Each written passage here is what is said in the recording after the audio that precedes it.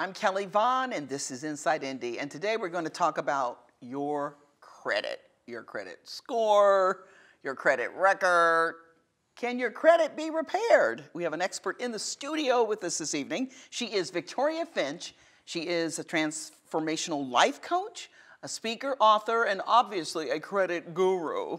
Say hello to Victoria Finch. Hi. Hello, hello. How are you? Wow, I hope I can live up to all of that. I am so impressed with what I saw on Facebook. And I found you and I said, oh, I got to have her in on Inside Indy because, you know, that whole credit thing, everybody has questions about it. Everybody can relate to credit issues. That's right, yes. So, but could you begin by telling us why having good credit is important? Because I can remember being almost like 40 years of age when I finally realized that, because that's not something they taught you at Broad Ripple High School. That's right. And even now, they have programs at school, but it really doesn't teach you what to do. It's really a overview.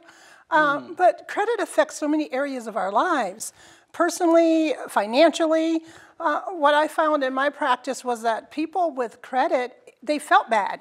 You have kind of low self-esteem. So we attach ourselves to that 3-digit number, which is really designed to tell you how likely you are to be 90 days or more late on any given account. That's really what a credit score is. But it affects where you go to school, where your children can go to school. It affects whether or not you can own a home. So that means it affects where you live, even apartment complexes. It also can affect employment in certain situations. Luckily, a lot of the states have banned people losing jobs because of credit. It has to be a certain type of Would job. nobody have a job? I'm kidding. Yeah. Well, they found that it was discriminatory. And so a lot of states moved away from using credit for employment. So it just affects a lot of major areas of our lives. School, education, housing, employment. I mean, that's pretty big. Yeah. So it makes you wonder why they haven't, especially in the past, included that in our curriculum, considering we are concerned about our SAT scores. Yes. And we're going to college so that we can make more money. Yes. And we're getting an education, a high school diploma, because we're trying to make some money. Yes. But you don't talk about credit scores at all. I didn't even know what it was. Well, not only do they not talk about it in the schools, but homes don't talk about budgets. Typically, mom, dad, they pay the bills, and we aren't taught that even in the home. It's almost like hush-hush. It's like you turn on the light, it comes on. We, as a society, need to really start teaching our children about good credit at home. Sometimes we depend too much on the educational system that we currently have, and it has failed us, especially when it comes to credit and finance, right? That's why so many Americans have credit issues. So why do you think it isn't taught in the home? I think that finances in general, I see it changing. I do see it changing. I think mom and dad just kind of do what mom and dad does. And they don't really talk to the kids about it. I grew up with, turn those lights off, Yeah, that's what turn the light off. You kind of grew up with that, but you really didn't know what it took to run a household. When my children started at a very young age, probably 10, 11, they started to know exactly how much it took to run our household.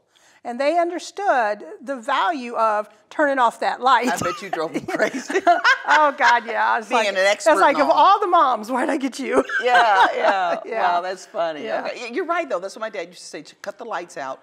He did teach me how to read the stock market. Well, there you have it. But that was because he had General Motors stock. And so I didn't read like a whole thing. I'd read about General Motors. I knew when it was up or down. I didn't know that even probably at the age of 18. Right. But beyond that, no, there wasn't a lot about that. And I didn't learn the importance of, in fact, let me say this, what I think most people think, it's about how much money you make. So since I, right out of college, had a job, and most things other than, say, a house, and then when I was married, my husband was in the military, so you didn't need a down payment, Yeah. So that kind of just went right by me, that whole thing about, having the scores to get the house, and there was always money, so it was like, I don't really need to borrow. So And some people shy away from credit because they don't want to get in that game. Right. But it's almost necessary to. Well, you know, credit's not bad. It's the misuse of credit that gets you in trouble.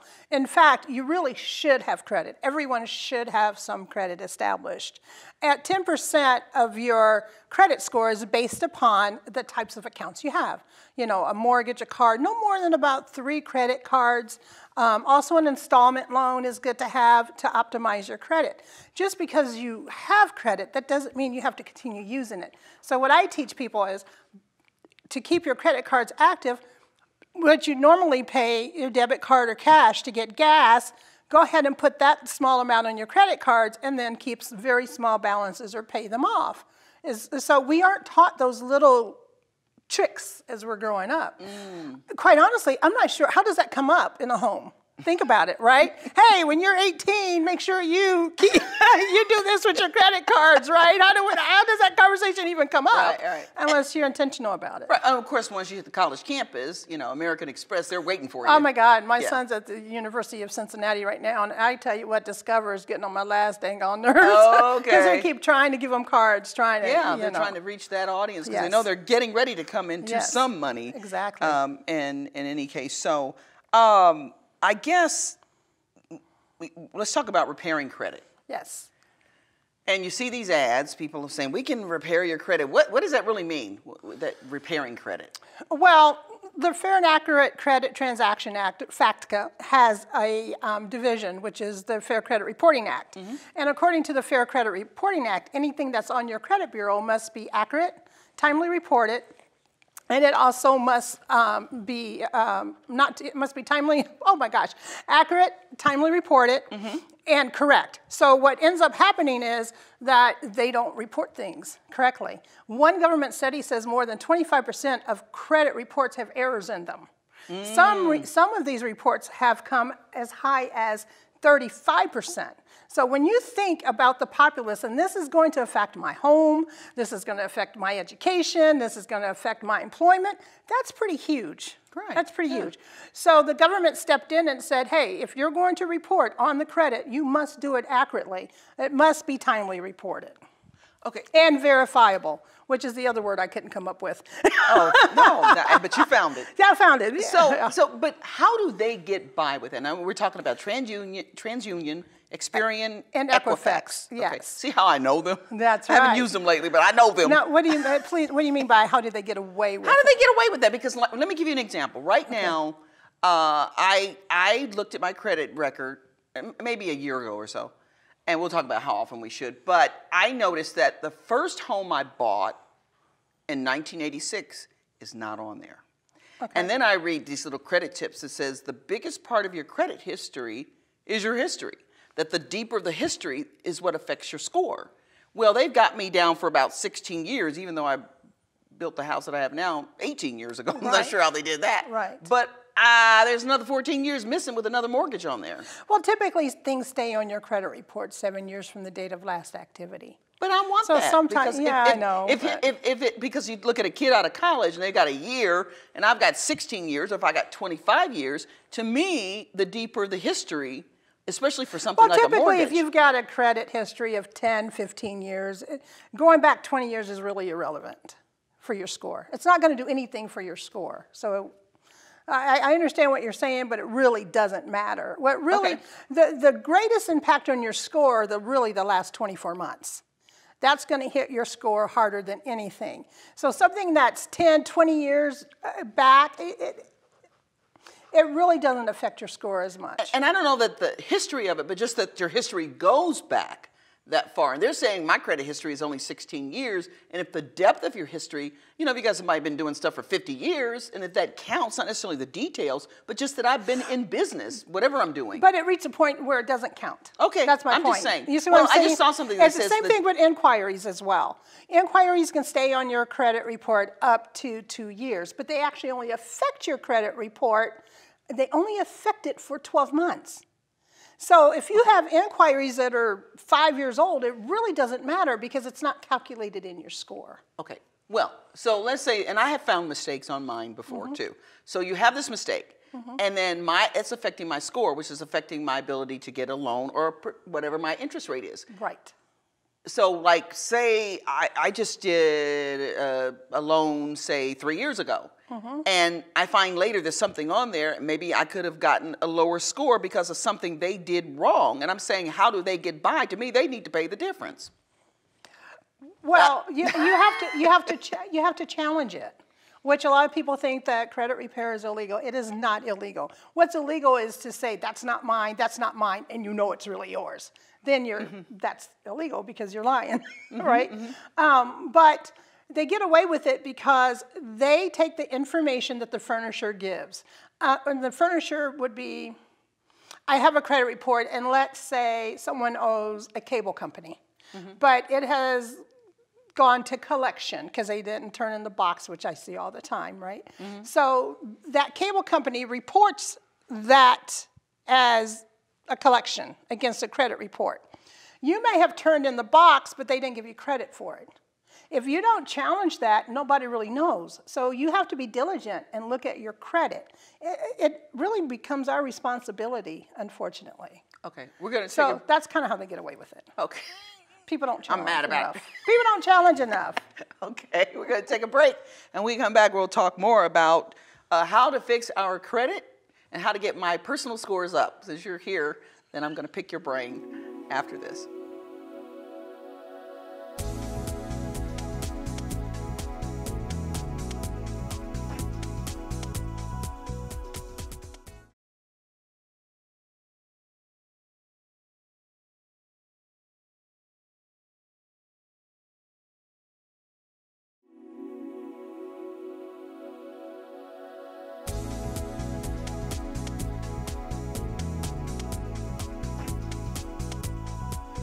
And we're back here on Inside Indy, and you're probably wondering why I'm smiling. It's because Victoria Finch is here, and she's going to help me and you raise your credit scores. How do we do it, Victoria?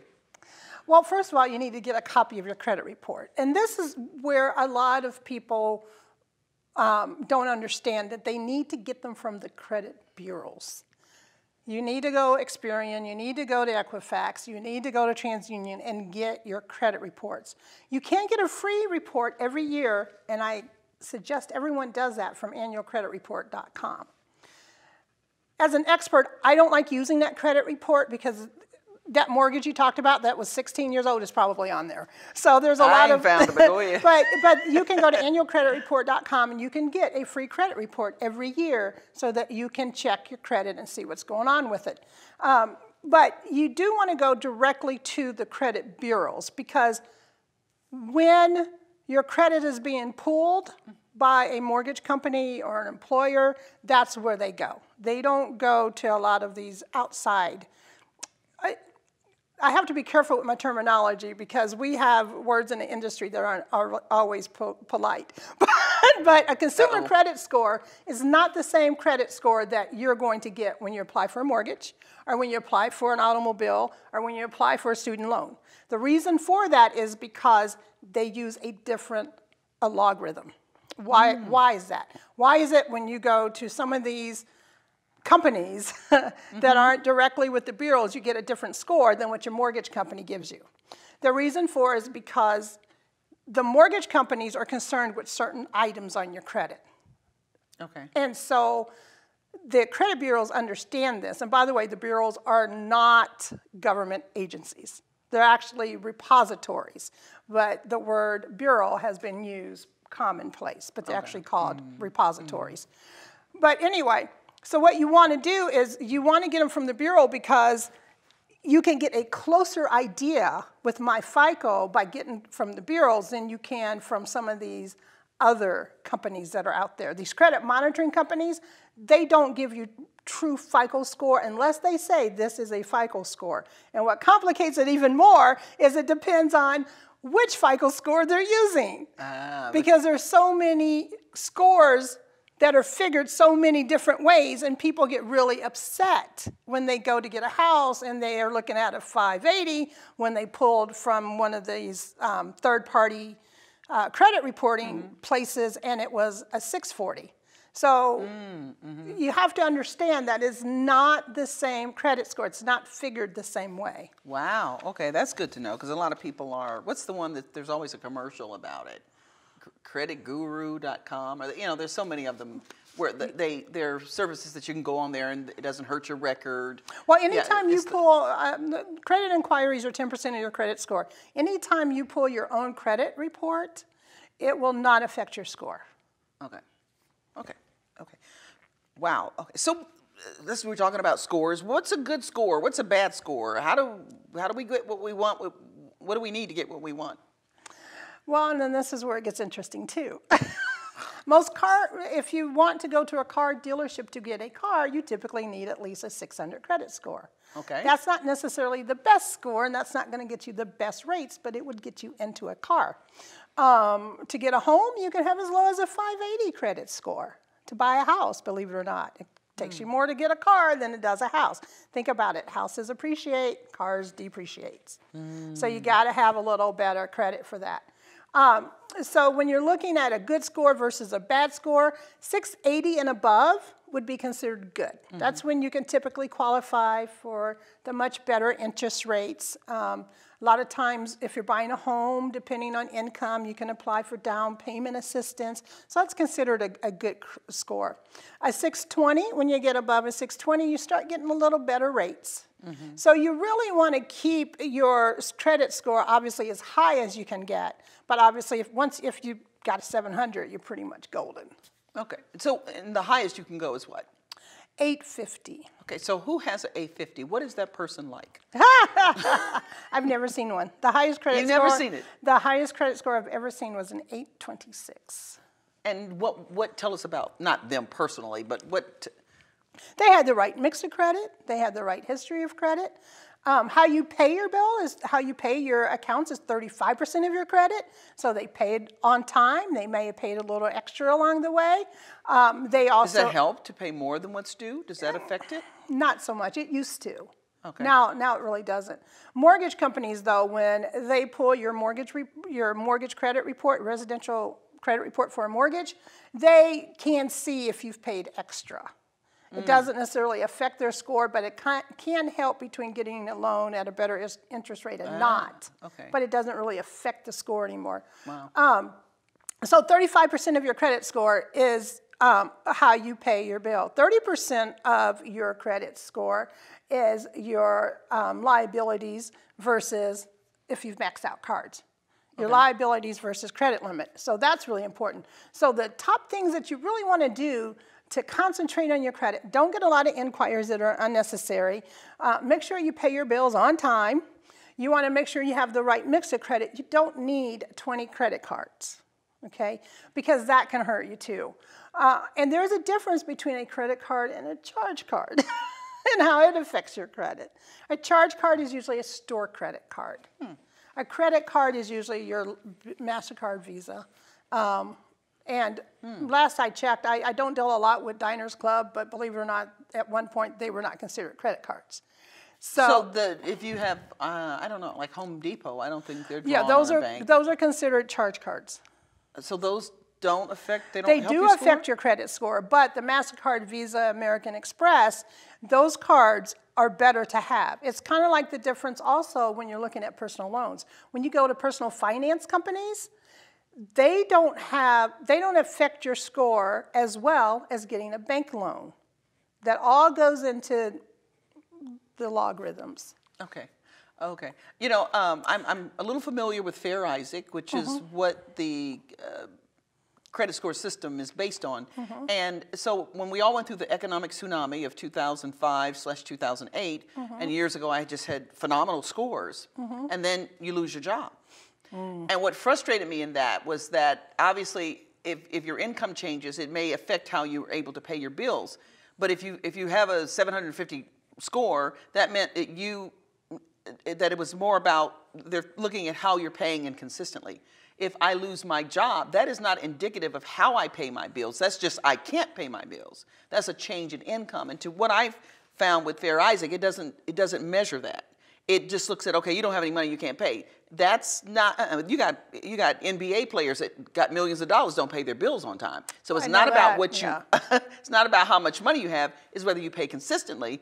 And so I just didn't think that was fair. And then when you get back on your feet and you got your money after the tsunami, okay, then you start to pay consistently, then your score goes back, but it didn't give you credit for what, because that's not measuring truly what you're measuring, which is, does he or she pay their bills on a consistent basis? And not having money is not necessarily a part of that formula. Well, that's the willingness to pay.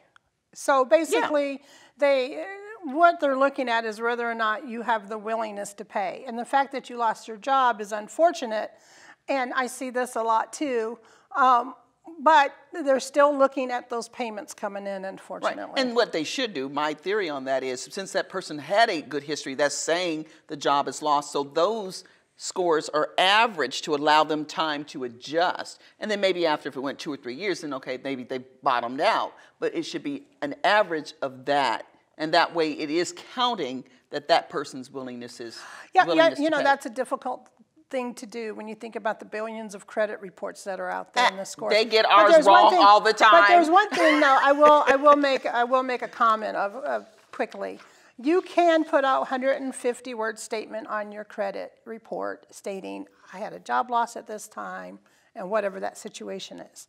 I will tell you, you have the right to do that. I typically am not a fan of that because you lose your job, you can't pay. Then you get a job and you pay, and then you lose your job again and you can't pay. And then now they're looking at, well, you may not be the best person to keep getting credit, and why aren't you being more conservative instead of getting another 10 credit cards? So those don't always help. Okay, we're going to do a quick quiz here, and just with a couple of answer.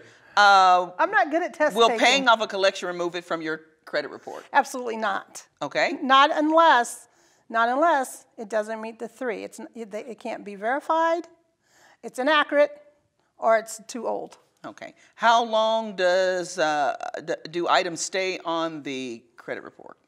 Up to 7 years. Bankruptcies, it's Chapter 13, can stay up there up to 7 years from the date of the filing. For a Chapter 7, it can stay on your report for up to 10 years. How long will bankruptcy affect my credit?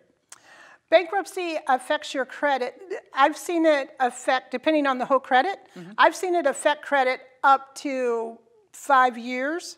Okay. But 2 years, you can establish and get your credit score back up. Okay, and we've got to go. We've got just 30 seconds. I know you launched Victoria Finch International. Briefly tell me what that is. Yes, at Victoria Finch International, what we do is we help you identify and ignite your life's purpose. All right. Okay. We're going to have you back because I got more questions. I'm out of time. Victoria Finch, transformational life coach, speaker, author, and credit guru. I really enjoyed this conversation. Oh, thank you. I did too. Thank you for joining us. Thank you for having me. Yeah, she'll be back. And thank you for watching. I'm Kelly Vaughn. We'll see you next time. Bye-bye.